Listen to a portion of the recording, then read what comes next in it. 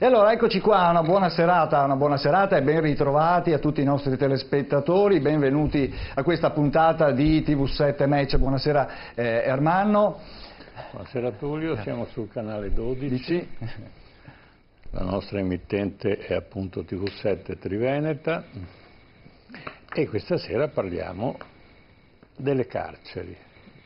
Allora, ormai è da tempo che si parla di questo argomento, parliamo ormai dagli ultimi eventi molto interessanti dagli anni '80, del come trasformare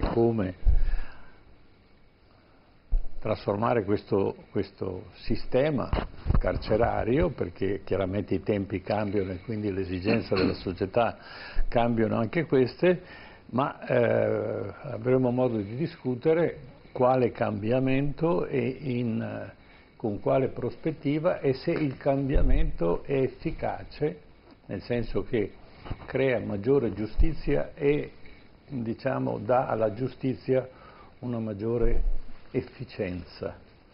Quindi questo è uno dei motivi per cui discuteremo questa sera e abbiamo degli ospiti importanti che sicuramente ci aiutano.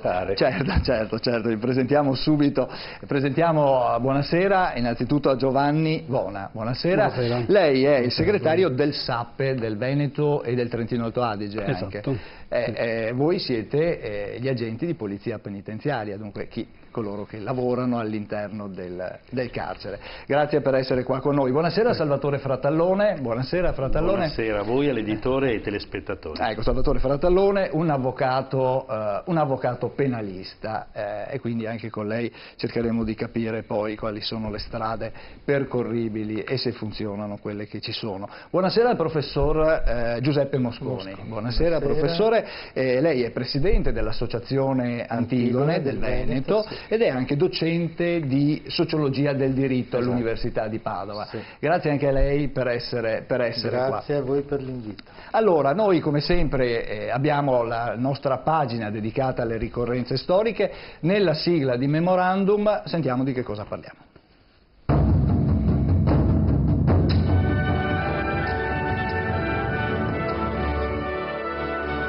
Memorandum. Storia e memoria. 10 giugno 1924. Il segretario del Partito Socialista Unitario Giacomo Matteotti viene rapito a Roma, sarà ritrovato cadavere 2 mesi dopo. 10 giugno 1940. L'Italia entra in guerra. Benito Mussolini lo annuncia agli italiani dal balcone di Piazza Venezia.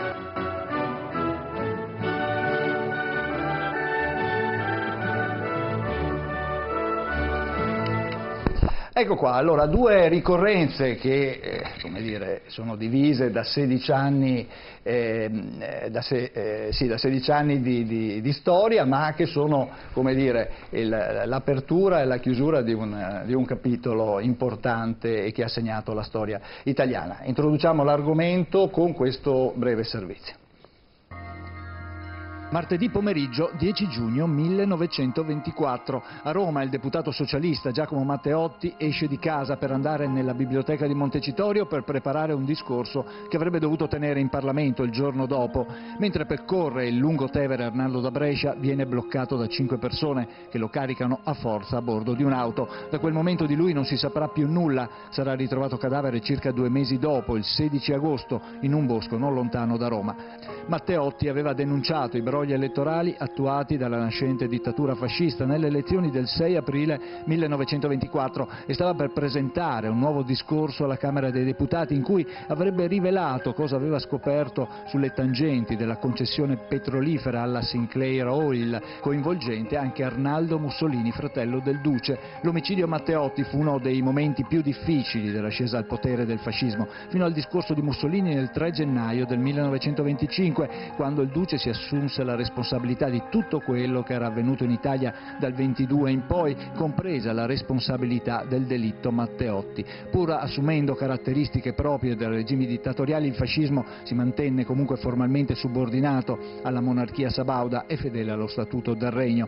Dal 1925 fino alla metà degli anni 30 il fascismo conobbe solo un'opposizione di carattere cospirativo, guidata da esponenti anarchici, socialisti, comunisti, socialisti liberali. Molti di loro pagarono con la vita, con l'esilio, pene detentive o con il confino per la loro opposizione al regime.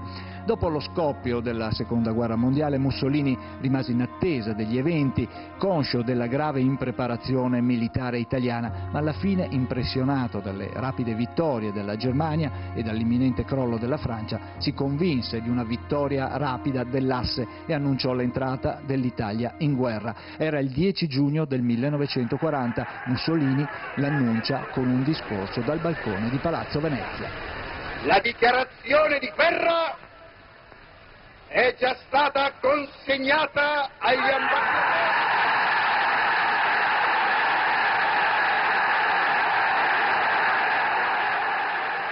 Eccole qua le immagini e l'audio ovviamente di un evento sicuramente storico che ha segnato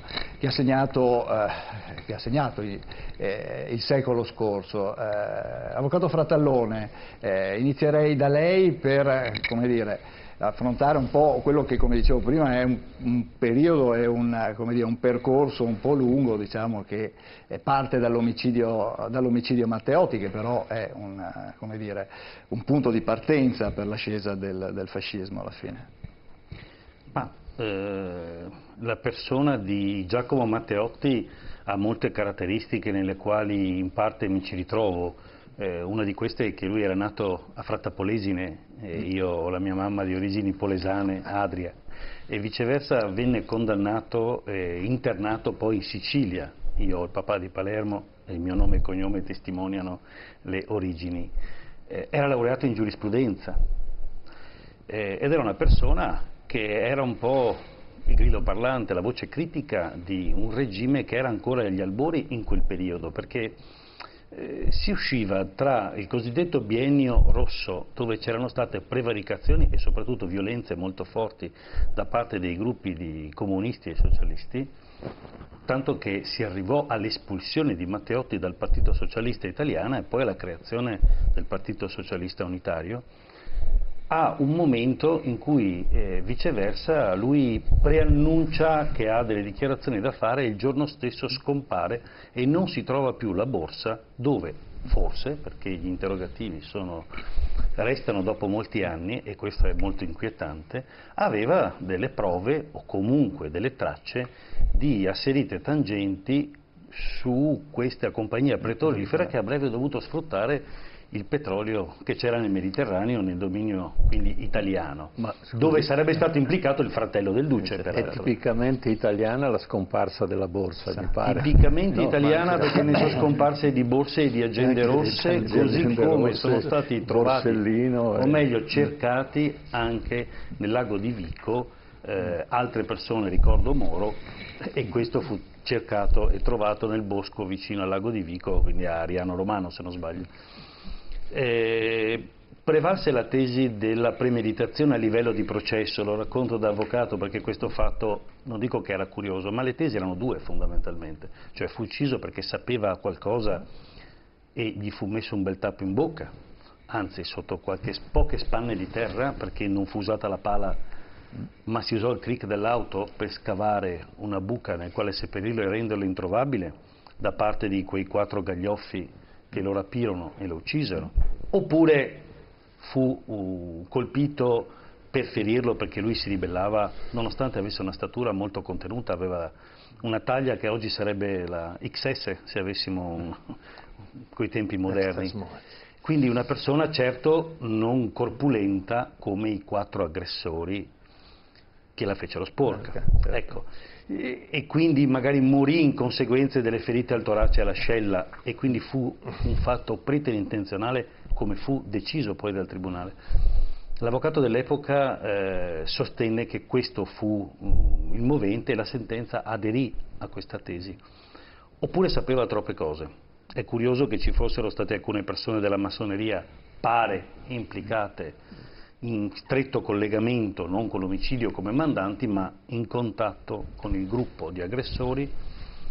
Qualcuno ha anche ipotizzato che ci fossero resi dei conti interni al Partito Socialista, per cui lui, che aveva contestato mica solo Giolitti, Facta e tutti gli altri ministri dell'epoca, ma gli stessi iscritti al Partito Socialista, forse era una persona veramente scomoda, era meglio metterla a tacere. E quindi fu ritrovata quella benedetta borsa dai partigiani quando presero Mussolini a Dongo, venne inventariata e poi sparì. e sparì di nuovo. Allora la domanda che viene da farsi è: se sparisce quella borsa che era stata ritrovata e repertoriata, forse non c'era quello che si aspettavano, perché se ci fosse stato avremmo avuto i titoloni dell'epoca e anche oggi, visto che in quel momento i giornali erano passati di mano e non erano più sotto il regime.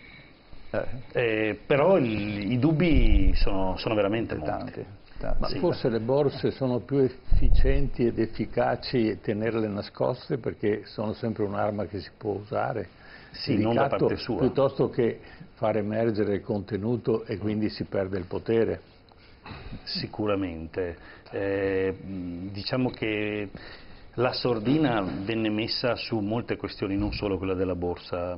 Poco tempo dopo, in un tram, venne ucciso con 3 colpi di pistola un deputato del partito fascista davanti agli occhi della sua giovane figlia. I giornali all'epoca non dissero nulla, non c'erano le condizioni perché certe notizie venissero propagandate, ma questo urlava vendita Andreotti. Cioè i tempi erano veramente caldi. Però quel delitto, perché tale rimase, che sia per intenzione o dolo pieno, non si comprese bene chi fossero i mandanti, al di là di una responsabilità morale di Mussolini, che se l'assunse, e la dichiarazione che aveva fatto pochissimo tempo prima dicendo sarebbe il caso di dargli una lezione. In mezzo a queste due situazioni c'è il fatto che sparisce l'uomo dopo che ha appena salutato il carabiniere, che era di piantone, e le persone vengono identificate perché vanno con auto presa a noleggio da giornalista, mi pare che fosse, con la targa ben in vista che viene riconosciuta da 2 che erano in riva al Tevere, quindi non c'erano le condizioni perché fosse una situazione premeditata. Tanto è vero che sarebbe dovuto andare in Austria, gli avevano appena dato il permesso per andare in Austria, era molto più semplice farlo fuori come sull'Orient Express a bordo di un treno. La figura del fratello di Mussolini. Ma io, Arnaldo mi pare si chiamasse, Sì. Non so esattamente cosa facesse, sicuramente, come spesso capita, l'esperienza ci ha insegnato che se molti sono politici, molti familiari sono in affari. Sì. E qui non voglio tirare in ballo storie recenti, perché era il mediatore di tutte le attività di Mussolini, e quindi lui raccoglieva quello che Mussolini poi seminava. Questo era sicuro. Che tant'è sia che stato sottoscritto quel patto con la compagnia petrolifera, professore, questo è un dato che appartiene alla storia. Certo. Era stato fatto questo patto proprio nel 24, poco tempo prima. Ma ci sarà poi di nuovo il petrolio, no? Quando nel 1935 vendono i pozzi petroliferi dell'Iraq per iniziare la guerra in Abissinia, perché l'Italia non ha soldi. In Italia quelli che patrocinavano il settore petrolio non hanno mai avuto grande fortuna. Sì, ecco, questo è l'unico dato costante che la storia ci ha insegnato. Ma vabbè, e poi, come si suol dire, come disse Andreotti, se la vanno a cercare, quindi se la meritano. Ma era sintomatico che lui aveva la consapevolezza di sferrare un attacco che comunque al suo avversario politico era notevole. Quando lui finisce il discorso alla Camera dei Deputati e dice: io ho fatto il mio discorso, ha detto preparate voi adesso il discorso per il mio funerale, non dico che se la sentisse, ma sicuramente aveva la consapevolezza che aveva toccato dei nervi scoperti, qualcuno avrebbe perso le staffe.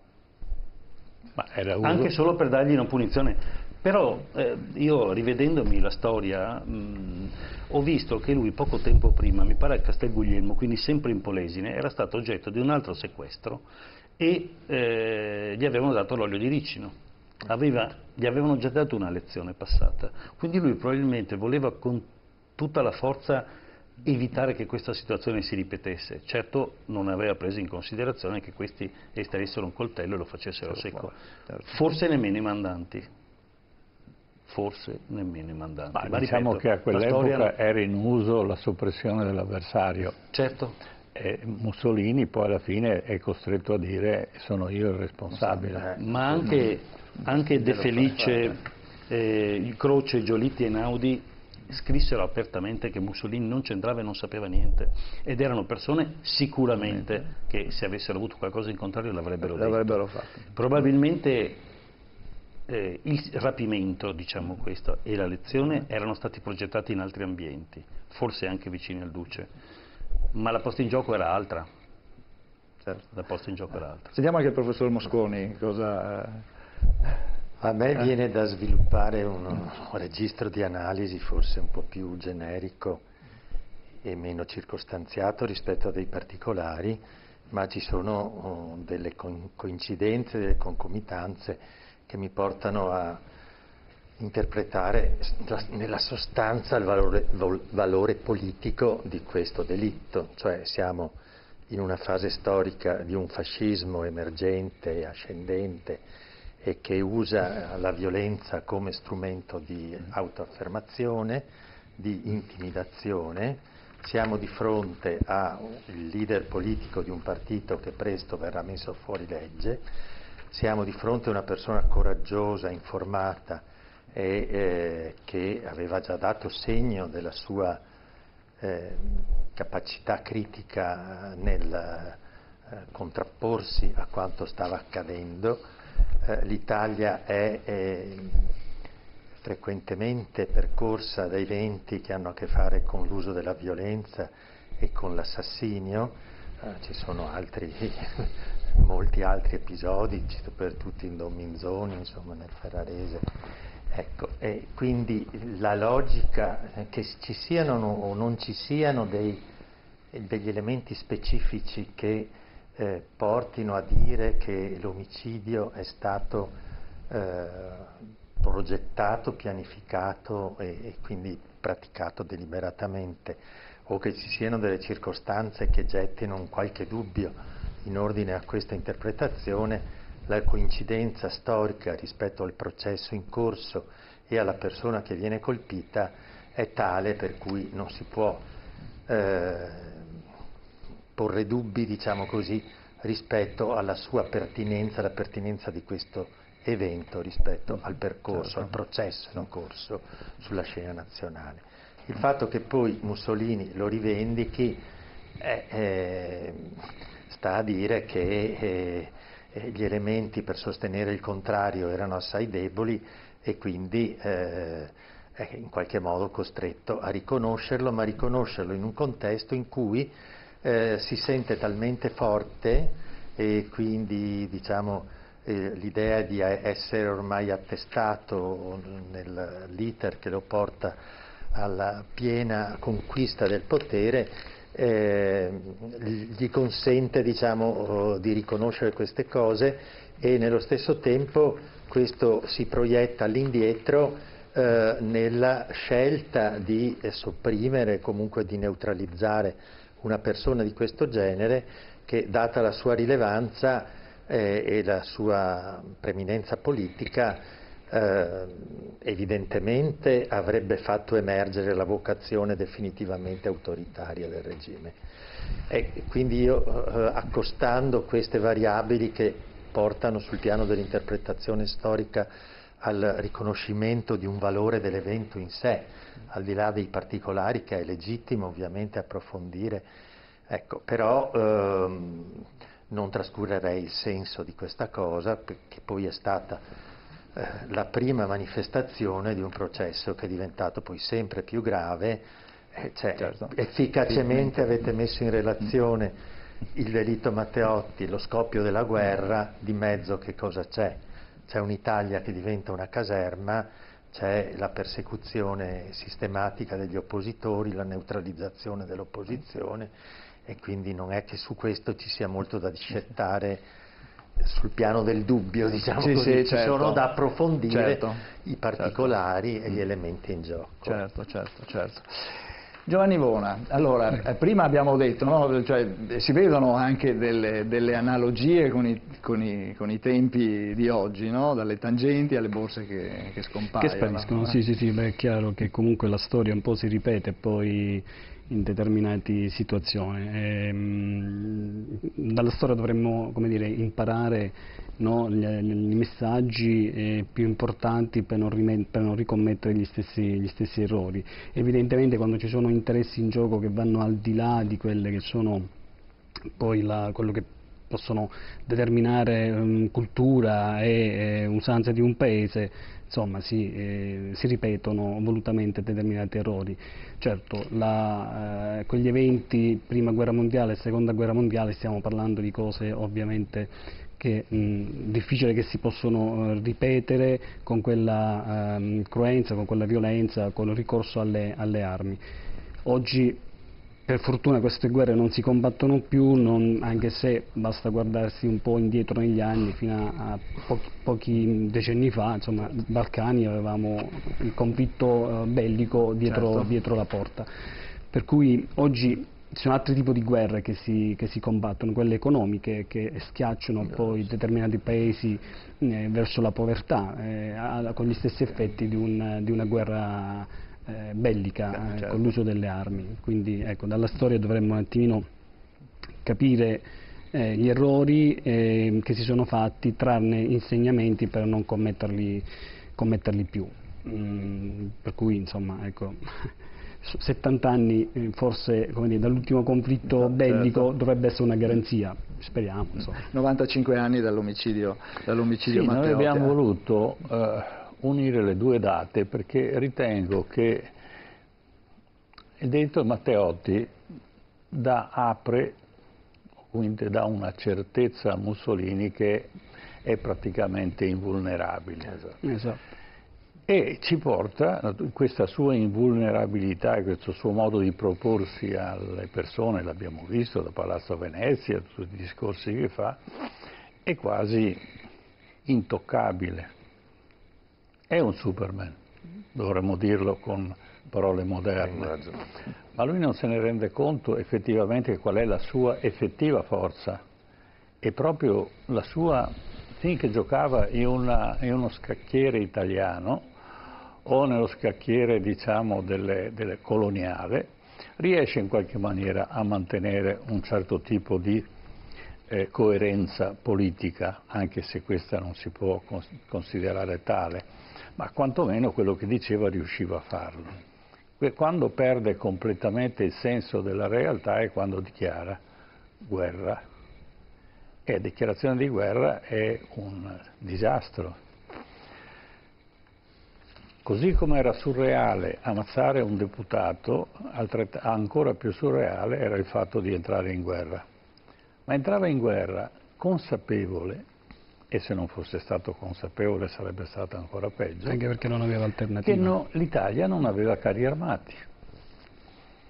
Se noi consideriamo i carri armati dell'Italia, che era una specie di autoblinda, che era portata al massimo da 1 o 2 persone, che poteva essere fermata con qualsiasi mezzo, e i Panzer tedeschi, c'è un abisso, non c'è la tecnologia.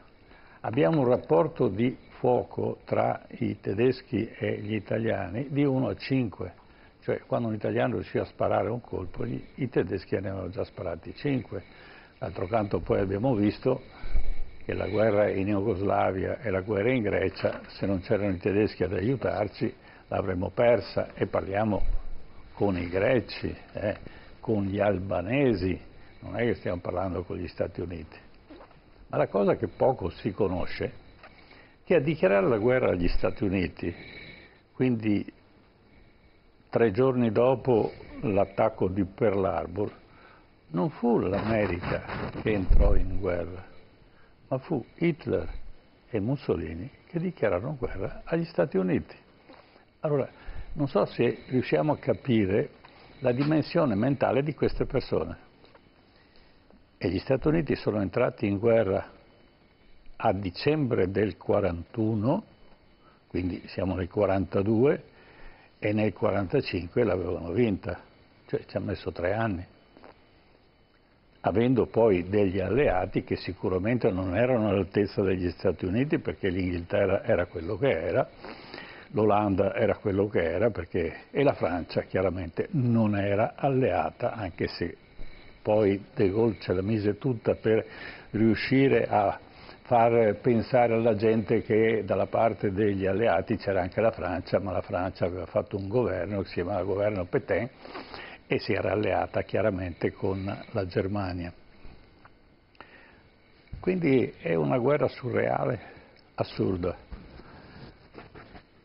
E noi purtroppo di questa visione realistica della storia spesso sfugge.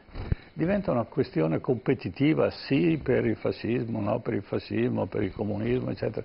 Diventa una sorta di guerra ideologica, ma di ideologica non c'è niente, è stata la guerra più stupida del pianeta. In merito poi alle tangenti, e spesso ho sentito parlare dell'onestà di Mussolini, in effetti lui non prendeva tangenti, ma c'era il fratello, non succedeva nulla se non si passava per l'ufficio del fratello, e quando si lasciava l'obolo al fratello tutte le porte erano aperte. E la cosa più strana, e questo fa parte della stupidità dell'uomo, che i soldi li metteva a Londra, nelle banche londinesi, ma perché erano le banche più sane e più coerenti del mondo. Sappiamo che gli zar di Russia, Nicola I, Nicola II, eccetera, i soldi li avevano a Londra e li tenevano là perché gli inglesi sono sempre stati coerenti nel gestire i soldi dei grandi capitali. Solo che poi non si è ricordato che a fare la guerra con gli inglesi vuol dire perdere i soldi. Aveva 1,5 milioni dell'epoca nelle banche vaticane.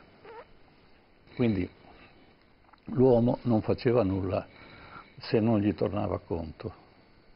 Ecco, questo ventennio surreale, fatto all'insegna dalla parte degli italiani, non era assolutamente dalla parte degli italiani. Perché quando la guerra è finita è venuta fuori la vera Italia, della gente che moriva di fame, ma non per colpa della guerra.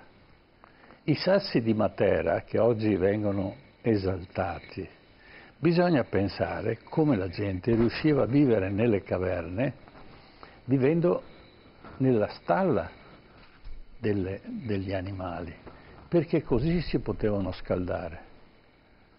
E questa era una... Quando fu scoperta questa situazione da De Gasperi, successe il finimondo, diceva come può essere che gli italiani vivano ancora adesso nelle caverne da quanti centinaia di anni? Ma l'italiano per il fascismo era solo il mezzo, così il mezzo era la famiglia. Fate figli, poi li mando a combattere. Questo era stato il fascismo e bisogna ricordarlo per quello che era stato. Allora credo che oggi noi abbiamo consapevolezza diversa di quello che è l'Italia. Potremmo anche discutere sulle posizioni dei nostri governi, perché è giusto che sia così, ma certamente se tornassimo indietro a rivedere quello che è stato il fascismo dell'epoca, chiunque, indipendentemente dall'ideologia, avrebbe un attimo di orrore. Certo, certo. Ricordiamo tra l'altro che durante il fascismo le famiglie numerose, le madri soprattutto venivano premiate, appunto, ma poi i figli appunto andavano... Ma le madri devono essere premiate perché è la cosa più bella del mondo. Il problema è lo scopo per cui certo, si facevano i figli. Non è un allevamento di polli, no, certo. È la dignità di un popolo che è giusto che abbia la sua capacità di procreare, di crescere e di avere la giusta istruzione, la giustizia che funziona, e appunto di questo parleremo adesso, tra poco. Sì, io volevo dire una cosa, se mi è consentito, telegrafico. Perché telegrafico.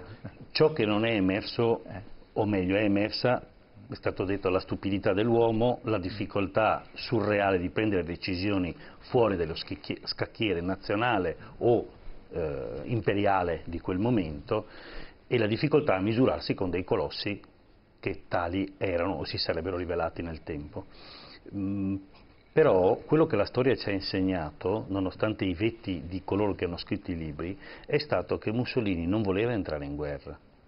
Ciano ne era perfettamente consapevole e anche gli altri autori che hanno pubblicato a riguardo stralci di queste comunicazioni, per non dire le intercettazioni delle telefonate tra Mussolini e Claretta Petacci, depongono assolutamente a favore di una sua riluttanza. Le ha pensate tutte per non entrare in guerra. Voleva uscirne in modo dignitoso perché teneva l'onore, ma si rendeva conto che la morsa, il patto d'acciaio che nel frattempo era stato fatto con il Führer, si sarebbe rivelato come l'abbraccio di un'anaconda, lo avrebbe stritolato. Il momento preciso addirittura che va a rinforzare, e velocemente fu fatto, il vallo alpino, quello soprannominato, facendo il verso con la linea Siegfriedo, il vallo non mi fido, era rivolto verso la Germania, verso l'alleato, perché lui capiva che se quell'altro faceva le vittorie folgoranti e lui non entrava in guerra, un minuto dopo l'avrebbe fatto a pezzi.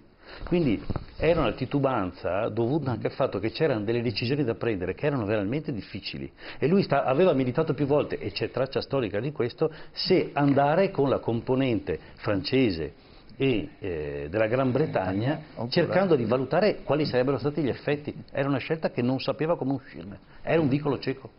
Allora, io ho parlato con l'autista di Mussolini, in un'occasione molto strana, l'ho già detto in televisione. Avevo ottenuto dopo la guerra un alberghetto che stava qui sul Cansiglio, che si chiamava Hotel San Marco, e lo gestiva.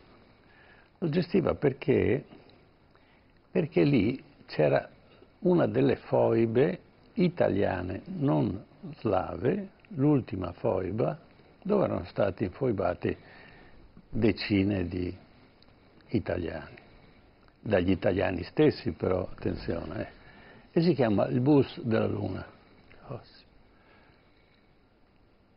Lui riuscì a tirar fuori da questa caverna, questo crepaccio profondissimo, riuscì a tirare fuori una parte delle salme che c'erano, arrivò, non mi ricordo se fosse l'esercito o comunque un'arma, diciamo, italiana, rimise tutte le cose a posto e fecero una colata di cemento. Lui alla fine mise una croce sopra. Sono andato a visitarlo recentemente, questo posto, e furono buttati giù dei sacerdoti, furono buttati giù anche chiaramente dei fascisti, e ci fu questa sorta di vendetta trasversale. E mi raccontò che quando Hitler tentò la prima volta l'invasione dell'Austria, mandò dei messaggi a Roosevelt e a Churchill dicendo se appoggiavano, perché lui portò le truppe al Brennero in contrapposizione a quello che stava facendo Hitler, questa è la prima volta, e chiese l'appoggio dei due. E la risposta fu, adesso lo dico un po' a memoria, noi per l'Europa abbiamo ben altre strategie. Questa è la risposta. Churchill non rispose, rispose Roosevelt. Mussolini, quando viaggiava, evidentemente parlava e si confidava anche con questa persona. Questo dà l'idea che la guerra non è così semplice come la interpretiamo. C'era sicuramente la volontà da parte inglese, soprattutto di Churchill, quando fa l'accordo con Roosevelt nel 1939 al largo della Nuova Inghilterra, che c'era sicuramente una volontà di cambiare la faccia del pianeta. Chiaramente vista dalla parte degli inglesi, che avevano in mano un impero, e degli americani che non vedevano di buon occhio l'alleanza tra Giappone e Europa, e quindi la conquista del Pacifico da parte dei giapponesi, che si erano già impossessati della Cina e stavano andando verso l'India, certamente non piaceva a Roosevelt. Se devo fare una chiosa, Roosevelt, la sua strategia è dire agli americani non entreremo mai in guerra, poi fare di tutto per poter entrare in guerra. E qui abbiamo un buon libro scritto quando gli americani onestamente dopo 50 anni hanno aperto le loro casseforti, diciamo, gli armadi segreti, e l'autore ci racconta in un libro, Pearl Harbor, il giorno dell'inganno, una tragedia da non evitare, che il buon Roosevelt dell'attacco a Pearl Harbor lo sapeva, e quando gli dissero è un attacco, non un'esercitazione, disse chiaramente, era sulla sedia a rotelle, finalmente. In quel momento si presentava, aveva chiesto appuntamento il giorno prima all'ambasciatore giapponese a Washington, arriva in ritardo perché stranamente c'era un traffico indotto, e anche qui tra virgolette, arriva in ritardo e la notizia, c'è il fuso orario tra Pearl Harbor e... Quindi questo doveva arrivare e consegnare la dichiarazione di guerra un attimo prima dell'attacco di Pearl Harbor. Il segretario di Stato lo fa aspettare, perché è arrivato in ritardo a titolo di farlo aspettare, e quindi quando entra ormai è arrivata la notizia che l'attacco è avvenuto. Quindi lo insulta, rifiuta di ricevere la dichiarazione di guerra perché la guerra è già cominciata. Ecco, questo per dire come le storie non sono così semplici, sono estremamente complicate. No, ma anche la lista molibdeno che era stata redatta dai gerarchi fascisti che volevano 17 milioni di tonnellate di materiale come scusa per dire a Hitler entrerò a far parte attiva della guerra soltanto quando tu mi darai questo materiale perché non ho... Sono sguarnito, e l'altro gli risponde vabbè non so, ti farò avere quello che posso, perché sapeva che Mussolini aveva bisogno almeno di 3, 4, 5 anni per avere uno Stato e un esercito, un'aviazione e una marina in grado di competere sul piano militare, e ne deriva che poi quando lui ritarda, cerca in tutti i modi con varie scusanti di ritardare l'ingresso, l'altro gli manda il telegramma che però non viene pubblicato in Germania. Ecco che quindi i tedeschi si arrabbiano con gli italiani e cominciano a dare dei codardi dei territori.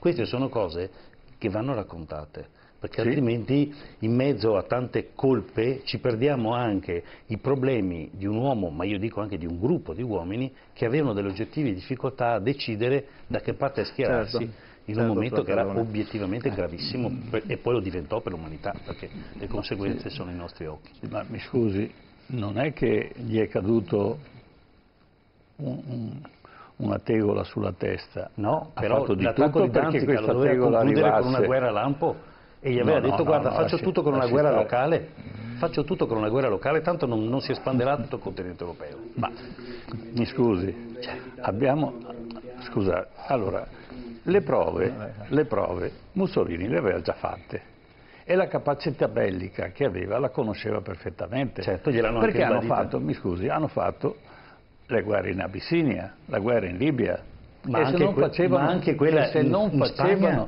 Mi scusi, e se non facevano delle stragi non avrebbe mai vinto quelle guerre. Ma non era gente armata, non era gente che non si trovava di fronte alla Germania, all'Inghilterra, all'America, era gente che di guerra non ne voleva assolutamente sapere e non aveva nessuna intenzione di fare la guerra.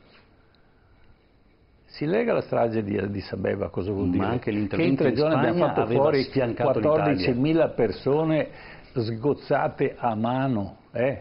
Non so se mi spiego, ma questa non è guerra. Quando la guerra in Libia,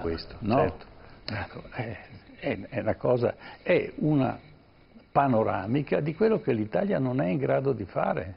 Ma che e non doveva fare. Neanche, a questo punto non si può alleare con uno che non è in grado di gestire. E gliel'avevano detto, Galeazzo ci hanno detto ma lascia perdere, questo è matto, ma ti rendi conto dove si sta trascinando? Poi è chiaro che alla fine quando questo che non ha scatenato, attenzione, non è Hitler che attacca, è la Germania che dichiara guerra, perché Hitler attacca la Polonia.